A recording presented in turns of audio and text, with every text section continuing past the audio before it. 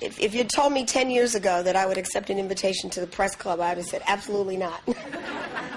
But after serving as mayor for 7 years and campaigning for 2 years before that, I certainly value the role that the press plays in the urban dialogue and the discussion of public policy. So a special thank you to you, John, and others for having me.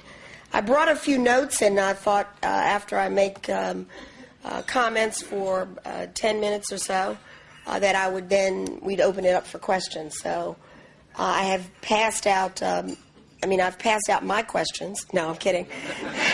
And feel free to ask yours along with mine. The city of Atlanta is a very interesting place, both in 2009 and going back over the last decades.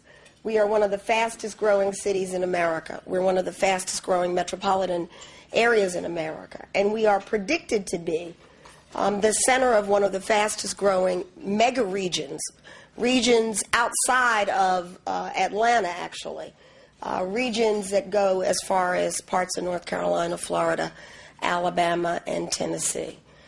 So as we look at Atlanta's history, I think it's very important for us to review why have we been successful and how can we build on the success that we've had for the long term, because my assumption is that all of us here and the people who live and work and invest in Atlanta are interested in a healthy economy, a healthy city for their children and grandchildren and great-grandchildren.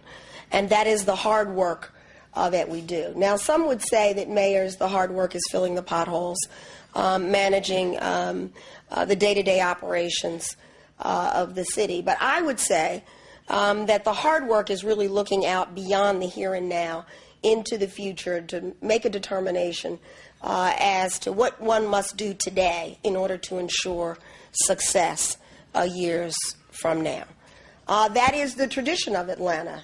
You can go to Mayor Hartsfield and his significant role in water infrastructure with Lake Lanier, obviously with the airport. You can come forward with Mayor Allen and his very significant role during the civil rights movement and advancing air transportation in Atlanta and a close business relationship between City Hall and the business community moved forward, obviously with Maynard Jackson, Andrew Young. And I have sought to continue that tradition of looking beyond the here and now. Now, what's interesting about that is that people vote for you because they want something done right now. So there's constantly this balance between how you spend your time and your resources on the here and now and how you spend your resources on the future. Well, I had a huge opportunity to do a little bit of both, and it's called the Clean Water Plan. Clearly, we had to make adjustments now, but the investment in water infrastructure will benefit the city business and public health for at least another generation or two. And it gave me an opportunity to say we can do the here and now at the same time we are planning for the long term and for the future. The other significant thing about the water infrastructure program called Clean Water Atlanta is that no one thought we could do it, except for a federal judge and some strong environmental groups. And they were absolutely insistent that the city could tackle this problem successfully. I was not in their number when I was elected in 2002. I actually thought that we would fail and that ultimately the federal government would take over the water system and Atlanta would no longer operate its own water system. But here's the good news. This community rallied around this project, one of the sexiest, you have to admit, projects that recent mayors has put forward, rallied around this project, and out of that came not just a clean water plan and a financing plan and the ability to meet the requirements of the Clean Water Act and the aspiration for a clean environment. But out of that came a can-do attitude that we have used to tackle other issues and to seize other opportunities. So in some ways, the acquisition of the King Papers, the Morehouse College collection of Dr. King's personal papers, grew out of this can-do spirit that we experienced in 2003 and 2004 with clean water.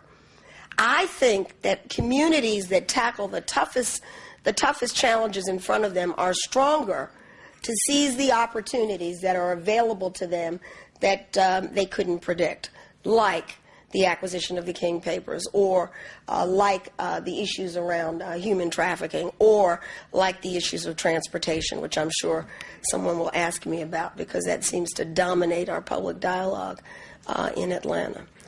So, where does that lead us? Having served for 7 years, and I'm not counting days anymore, but I am counting months. There are 11 months and a few days left.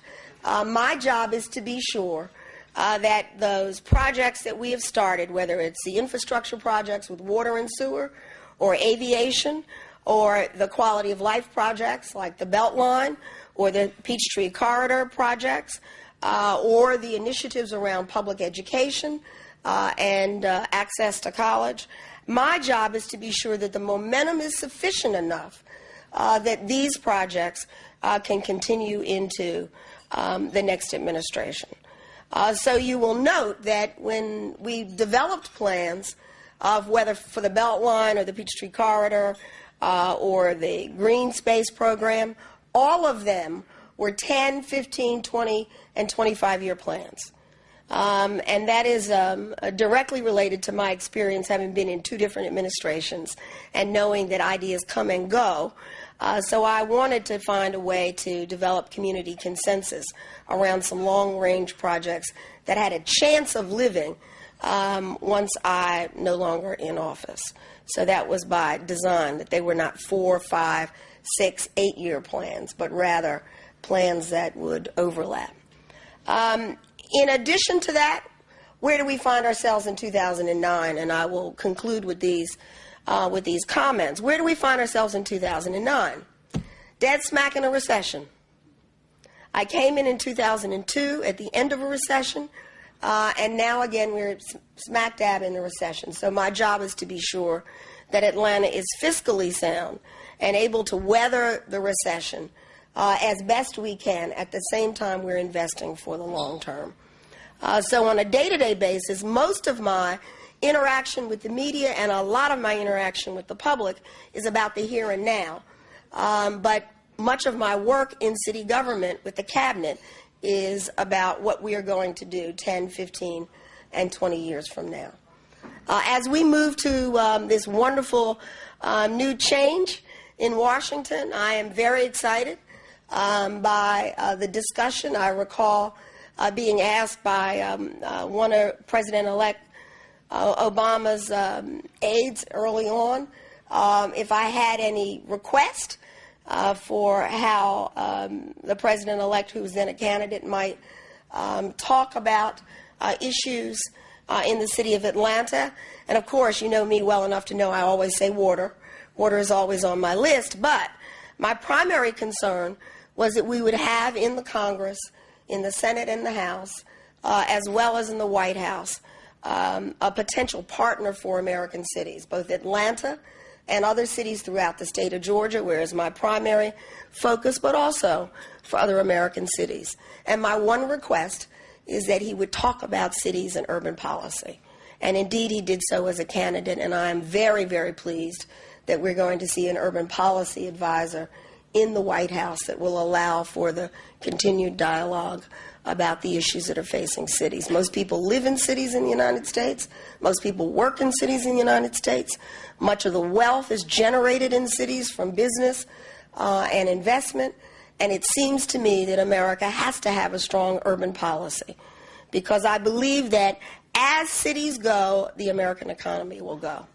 As American cities go, the stronger American cities are, the stronger Atlanta is, the stronger Georgia is.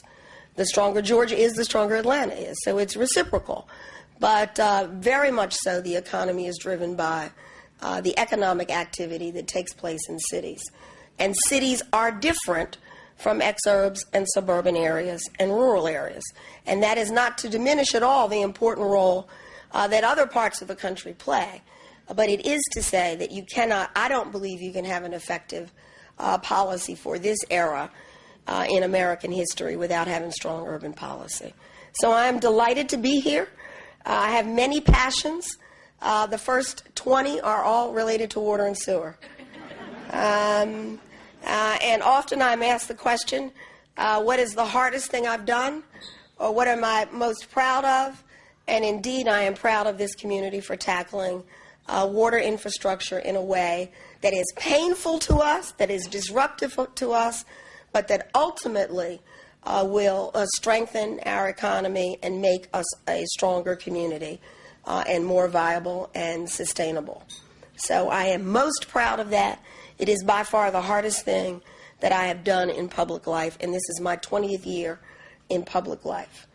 13 years with Andrew Young and Maynard Jackson, and now 7 years as mayor. So of all of the things I've ever been associated with, this has been the hardest. And we would say it's because it's buried and people take it for granted. And there is such an underinvestment in water infrastructure. There's underinvestment in America in infrastructure, but water infrastructure suffers very greatly. So thank you very much. You're talking to the sewer mayor.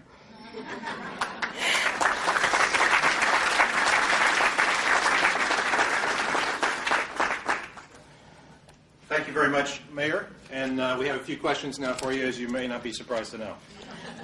And I will start off with an easy one. What is the most surprising thing you have learned about being a mayor? The most surprising thing I've learned about being a mayor. I've been surprised a number of times. I guess the most surprising thing I've learned about being in public life as an elected official is how much access people want to your life. And you notice I didn't say the challenges of privacy. It's just that people want to interact with elected officials. And I have found one of my favorite stories was just recently. I'm getting on a very scary roller coaster at Disney World. I'm scared to death. I'm with a 9-year-old who's really thrilled. And the person behind me is from metropolitan Atlanta. And they want to start talking about something in metropolitan Atlanta, and I am trying to, some issue, and I'm trying to calm my nerves so that I just don't completely go crazy. That is what I mean by that. It's not bad, it's just a lot. People want ready, instant access and engagement. And that was surprising to me. I thought I would have a little more space.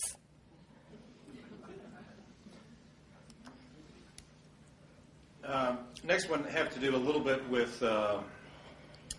crime in the city of Atlanta. Mayor Franklin, I love living and working in downtown and midtown, but I'm worried about Want my glasses? crime. Well, I may need them. Worrying about crime and homelessness. What's the plan? Well, that's a great question. I brought a lot of crime stats, but let me just tell you overall. The city of Atlanta 20 years ago should have had 2,000 police officers.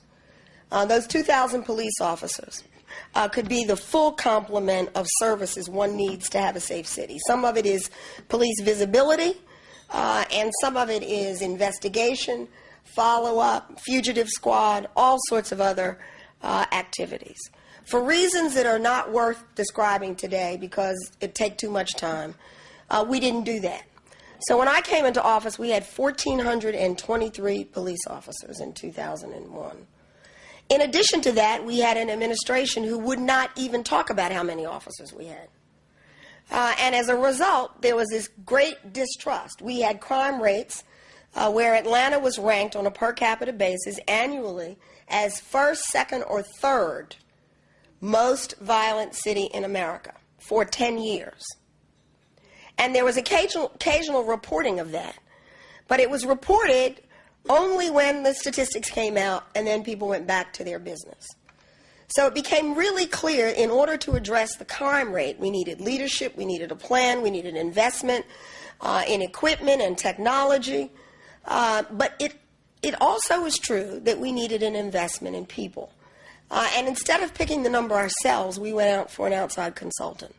The results of that are that among violent crimes, the crimes are lower today than they were in 2002. Instead of being first, second, or third, we're 15th, 16th, or 17th. In addition to that, we've been able to hire another 300 police officers. And those police officers, for the most part, are on foot patrols. How many of you realize that for 25 years Atlanta had no foot patrols? There were no foot patrols in Atlanta for 25 years. Air conditioning came to Georgia. Everyone got in a car. Andrew Young introduced some bikes, but not sufficient to cover every neighborhood. We reinvested in foot patrols. So the answer to that question, shorthand, is we have to increase our investment in public safety. Now, there are those of you who will say, but we also have to do some other things. We've got to invest in education. We've got to invest in health care. We've got to invest in mental health care. We've got to invest in good jobs so that families can support themselves. We have to do all of those things. But as mayor, I am responsible for public safety and the police department. So I am narrowing my answer to that. Not because I'm not aware of the holistic approach, but rather I am paid every day to think about the crime rate. Atlanta today represents 10% of the region. However, we represent the majority of the jobs and much of the after-hours activity and a lot of the hospitality activity. Somehow or another, and I have said this to council members, I am voting for the next mayor, since you didn't ask me that question, who commits him or herself to doing whatever it takes to get to 2,000 plus police officers. Because I am absolutely convinced we can't go any further in terms of safety without doing that. Now, here's the bad news. We've been trying to get to 2,000 for 20 years. However, the latest studies say we need to get to 2,400. So it is quite possible between now and the end of my term that I will propose to the council an investment that would get the balance of 2,000 by January or June of 2010. Would be a fairly hefty investment. It would take millions of dollars to do that, but I am so determined that we reach this goal, and I would prefer to offer my successor a platform of 2,000 officers. They have to be well trained. I've got all of that. I know that they have to be well trained, etc. With respect to homelessness, Atlanta has adopted a 10-year plan to eliminate chronic homelessness, one of the most aggressive plans in the United States. It is a public sector, private sector plan, and the United Way in our community is instrumental in putting that forward. The results of that plan were going very well. In other words, we had made investments for permanent housing, training, job training, reconnection between families. Some people are floating through life and are really trying to get back to family or services, of well over 1,200 different people. And then the bottom falls out of the economy. So all of a sudden we see a great new influx. If you ask any service provider in Atlanta, anyone who provides services, United Way, for instance, their 211 number, has double-digit increase in the number of calls that they're getting. In some cases, as high as 20% increase in the number of calls they're getting for mortgage assistance, eviction assistance, health care assistance, food assistance. If you ask the community bank, food bank, they will tell you that their demand is so much higher now for working families than it was 60 months ago, and certainly even just a year ago. So we cannot forget that. Now, I'm going to put a plug in for living wage. This state has got to address the issue of how much it costs to live in this state. And we cannot act as if you can live on $5, $6, $7, $8 an hour and support a family and support yourself. Those are fighting words in some quarters. The city of Atlanta tried to add a living wage component to its contracting, which would be voluntary. In other words, if you were bidding for a contract, if you in fact added living wage as a component, we would give you an extra point in the calculation. we were following the very liberal model of Utah. Salt Lake City and Utah have such a plan. The General Assembly decided that they didn't like that, and they passed a state law to prohibit us from doing that. Didn't get a lot of publicity. Maybe you don't even care about it. But somehow or another, we've got to address the issue of living wage. And there is a coalition, and primarily of churches and synagogues and mosques who are working together in the faith community to present a much broader discussion of the issue of wages. People cannot support themselves at the minimum wage in a thriving, growing, competitive metropolitan area like the city of Atlanta. So that's just the tip of the iceberg, and I'd be glad to talk to whoever asked that question in greater detail later, because you can see I could go on for a long time. Yes? Okay, this is slightly related. This has to do with crime. Are you aware of how Facebook helped organize citizens in this crime wave, perceived or otherwise, crime wave in town? Facebook. Yeah, I'm not on Facebook, okay? Now, people say I'm on it. I'm just not engaged in it. But I do understand the use of technology. I know that not only Facebook, I know Cobb County uses technology to advise people of what's going on in their communities, and it is something that we needed to look towards. There is no question we need to use the technology both to share information, to correct information, because sometimes the information that gets shared is not accurate, and to add transparency to all of the operations of city government, with public safety being at the top. No question about it. If you had asked my children, they'd know all about Facebook. That's who's teaching me. Here's one. Here's your transportation question. How can Metro Atlanta receive more regional, state, and federal support for transit, and what is MARTA's future? Well, I thank you for the question about transportation. It dominates a lot of the discussion at our regional commission, our Atlanta Regional Commission. It dominates a lot of the discussion when I'm traveling and talking to other mayors. The whole issue of the infrastructure, the transportation infrastructure, including the transit infrastructure. Those who don't have transit want it. Those who do have transit want to expand it, as we do. We'd like a streetcar. We want a belt line. We want to upgrade MARTA, expand it. And there's no question there's a relationship between transit and a clean environment, and our ability to move people more efficiently and in a way that doesn't threaten clean air and really promotes clean air as opposed to pollution. I don't know. I don't know whether the economic stimulus package will have significant funding for transportation. I know as a mayor I've been lobbying along with and advocating along with other mayors that the economic stimulus package ought to include opportunities for communities to choose where they want to make the investment, and not just directed in particular categories or areas. What one community might need, another community may not. And we use a model following Mayor Riley from Charleston. We use a model which is called the Community Block Grant model, where cities are allocated funds or local governments are allocated funds and then allowed to have a selection process that serves their best needs at the time. I was asked earlier today whether we had any shovel-ready projects. The good news for the city of Atlanta is that we have two very big shovel-ready projects, and then we have some public works projects that are shovel-ready. And that means that they are ready to go, ready to be contracted, ready to start, ready to put people to work, or ready to keep people at work in the neighborhood of hundreds of millions of dollars.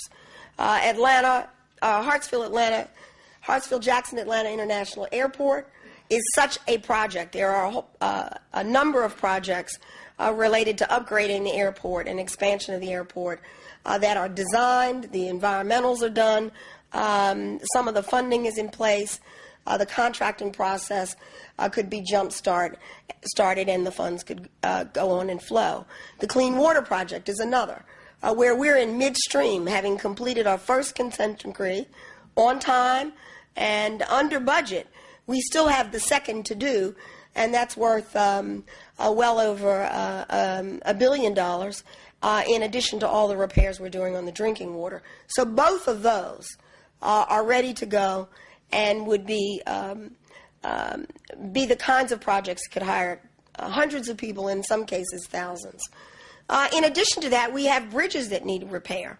The City of Atlanta needs to repair and upgrade its infrastructure, separate and apart from water and sewer, and separate and apart from the airport, by $100 million a year, and we spend between $50 and $60 million a year.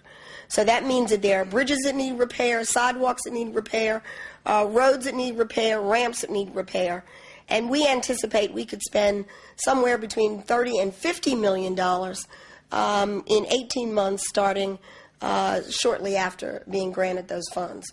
So if there is an economic stimulus package with infrastructure, Atlanta, the City of Atlanta, is ready to go with those projects. Now, I believe that from descriptions I've heard from the general manager at MARTA that there are also projects at MARTA, and I would assume that there are projects related to other transit around the metro area.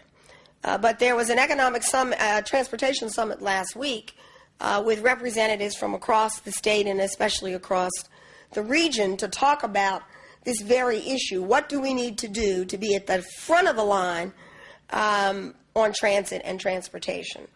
And what we are being told by those who know in Washington and our members on the delegation and within the transition team is that we need to be coordinated across the region, that we shouldn't be one-upping each other, we're trying to get in front of each other. We should be coordinated, and it should be intermodal. In other words, it should not just be trains versus buses versus beltline or streetcar, and we need to be intermodal, and it needs to be across the region.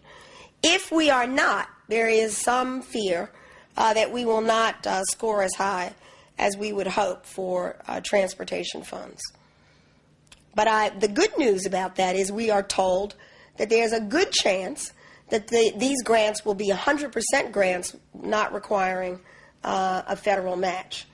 That's both good and bad. Excuse me? No, a local match, yes. Not requiring a local match. Thank you for the correction. That's both good and bad news. The good news about that is always good to spend somebody else's money. But the bad news about that is when you're spending your own, you have what is called commitment. So I would hope that we have a little bit of both in whatever we do. Both the commitment from the local community, the state, as well as the federal government. And then we could expand the program beyond just the federal funds. Hope that was close to the answer. That was good. Here's a water question. Your next job is regional water dictator for 3 states, Georgia, Alabama, and Florida, with the power to tell 3 governors what to do. What would you tell them? I'd lock the door. I wouldn't tell them anything. I'd act first. Actions always speak louder than words, right? I don't know that I will ever have that opportunity, but ultimately the 3 governors and their related staffs are going to have to sit down at a table.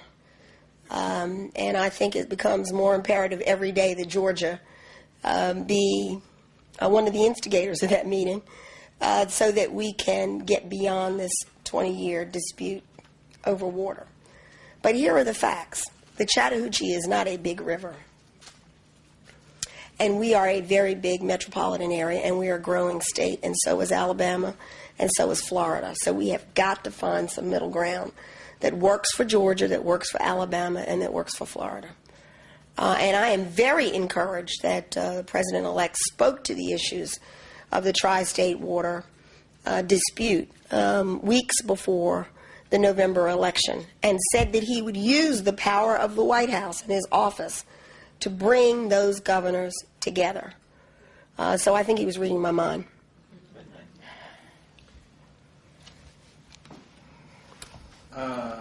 You can give me any of my questions yet.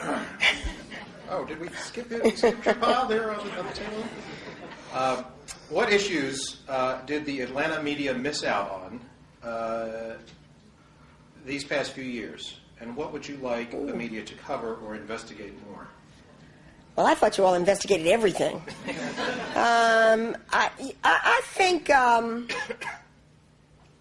I think we've gotten great coverage on water.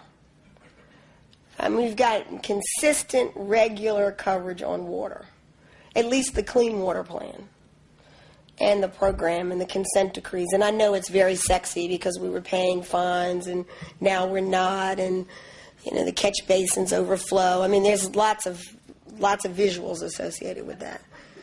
I don't think we have really covered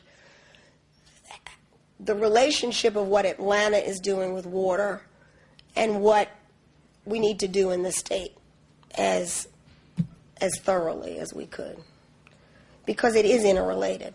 We have to be part of the state plan, and it is frustrating to me sometimes that the smaller story, which is the Atlanta story, $3 billion story, doesn't get put in the context of the tens of $1 billion program that the state of Georgia needs. And I think that's been a missed opportunity. I often think, and this is not what you've missed, I often think that the stories are disjointed. They're not related to each other. It's like the media is not reading each other's stories. And that those of us as the readers have to make the connections. And that's frustrating to me. And some of you know that because I send emails to members of the media and say, what's going on in the recession and the downturn? Let's just talk about, you've had two questions on crime. I mean, the media's coverage is, well, Atlanta's doing this and DeKalb's doing this and Clayton is doing that. But the truth of the matter is there is something that's happening in the region around crime, what's happening in the region around water. And often the articles and the stories and the coverage is so narrow that we just assume people can put all the pieces together. And that's very frustrating to me. Maybe because I do this every day. And I would prefer to see, nearly every important story that is written or broadcast or really to say, this is what's happening in Atlanta, and this is how it relates to what's going on in the region. I think it would be a huge advantage to the public to be able to see these things in the context. I'm not asking to change the whole focus of the story, and I think that is largely missed. I actually think it's missed every day in nearly every story. And that was not what you thought I was going to say. You thought I was going to talk more about an issue. I think the next thing that is missed, and this is an issue, the Atlanta airport is not covered as if it is an economic stimulus. It is covered as if it's an operation. And it is an economic stimulus, and most states in the United States, or at least 30 of them, would die to have the airport. To have had the visionary leadership of 70 years ago and then 50 years ago and 30 years ago that has developed the kind of aviation infrastructure that allows us to have 89 million passengers last year and billions of dollars worth of cargo move.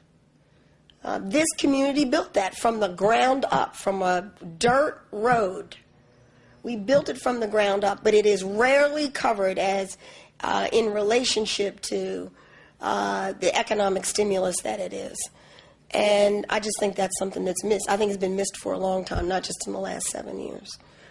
So those would be the kind of things that I would recommend. Okay, we'll try and squeeze in one last one. Oh, wait, that's not the one I wanted. Here we go. Well, I've lost which one it was, but it was basically, what are you going to do from here? What's your next challenge? What would you like to do after you leave office? Well, between now and when I leave office, I'm going to work really hard every day except Friday. That's our furlough day, and that seems to be a big issue with folks, but I work 7 days a week most of the time, so now I'm working 6. But the bottom line is I expect to be engaged in the city. I've only been in elective office for 7 years. I had a life before that, and I expect a life after this. I've been a teacher. I've been an administrator. I've been a consultant. I've been a small business person. I've been an executive in a large organization. I like public policy. My passion, once you get past water, is students, young people, 16 and up, and their transitions in life. I think I have fond memories of my own struggles at that age to make the world up, right side up. And I have a particular interest in ensuring that young people who live in Atlanta and near Atlanta can make that transition as smoothly as possible, get a decent education, and really follow their passion. So if I had my druthers, I would work in the field of education at some level. Thank you very much.